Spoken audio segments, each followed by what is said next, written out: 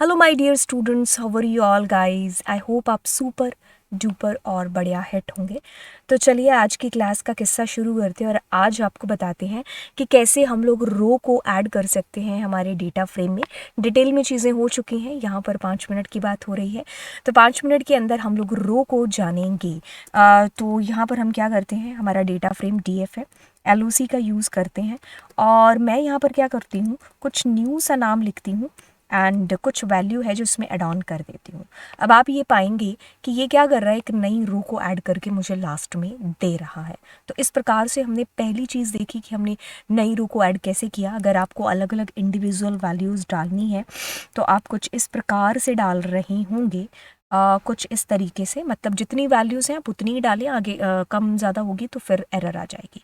या तो एक सिंगल वैल्यू डाल दो जो कि वो सबके ऊपर आ जाएगी, अदरवाइज आप क्या कर सकते हो, इंडिविजुअल वैल्यूज़ ऐसे लिस्ट या ट्यूपल में डालिए। ओके, अगर आपको कहीं कहीं ऐसा भी दिखाई देता है, एक सेकेंड, कहीं कहीं आपको ऐसा भी दिखाई देता है तो ये भी सुपर डुपर कूल है, इससे भी कोई फ़र्क नहीं पड़ता है। तो आपका आंसर जो आना है वही आएगा। आप यहाँ पर ऐट का यूज़ भी है जो बेसिकली कर सकते हो। ऐट भी हमारा यूज़ हो जाएगा जब हमें नई रो इस प्रकार से कुछ ऐड ऑन करनी होगी, ठीक है। अब इसमें बात ये भी आती है कि जैसे अगर मैंने यहाँ पर ही हटा दिया तो भी इससे भी कोई फ़र्क नहीं पड़ेगा, जैसा कि हम ऑलरेडी डिस्कस कर चुके हैं, ठीक है। मैं लॉक भी करूँगी तो भी कोई बात नहीं है।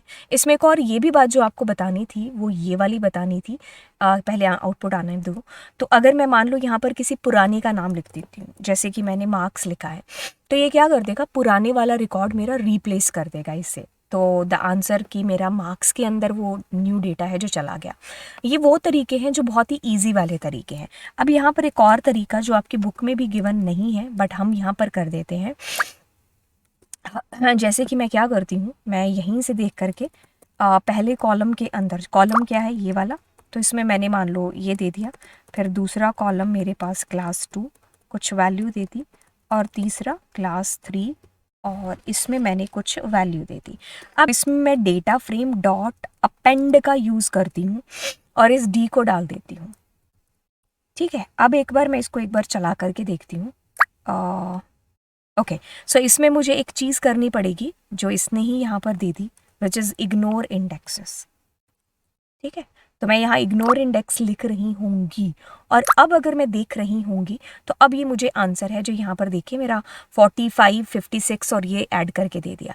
इग्नोर इंडेक्स से मतलब ये हो जाएगा कि यहाँ पर पहले जो आपके पास इंडेक्स थे दैट वाज नेम और ये सारी चीज़ें थी, है ना। तो ये अब इस इंडेक्स का नाम क्या होगा, तो यहाँ नाम में थोड़ी सी दिक्कत परेशानी है जो हो जाएगी, तो दैट्स वाई हमें इग्नोर इंडेक्स ट्रू है जो यहाँ पर करना पड़ेगा, ठीक है, राइट। तो ये एक अलग से तरीका हो गया, ये जो मैंने आपको बता दिया। एंड ये तरीके थे, बाकी के जो दो थे वो नॉर्मल तरीके हैं जो हमें एग्जाम में भी आएंगे, how to add a new row, ठीक है। आई होप ये तीनों तरीके आपको समझ में आ गए होंगे। एंड ये सब्सक्राइब फॉर मोर, सब्सक्राइब करिए चैनल को, ठीक है। बाय।